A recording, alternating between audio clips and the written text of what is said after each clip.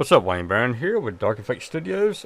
As you can tell, we're inside of Microsoft Visual Studio. This is the 2017 Community Edition. And what we're going to do is that we're going to install taglib-sharp library into our folder right here.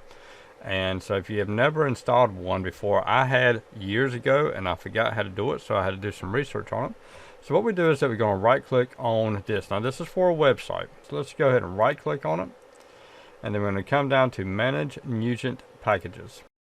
Okay, if it does not open up this window, if it starts and it gives you an error and tells you that the solution has not been saved, come over to File and do Save All, and then it should open it up without a problem.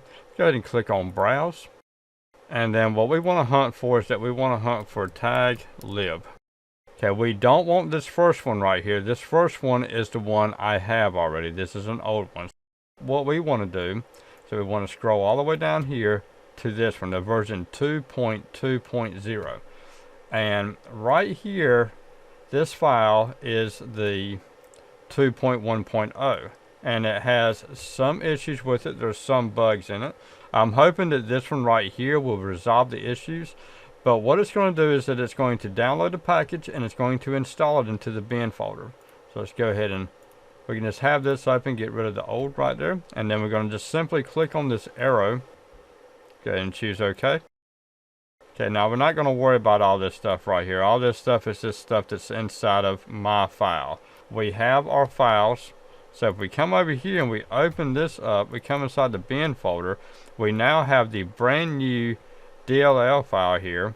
We click on Details. There's that one. And then we come over here to the old file.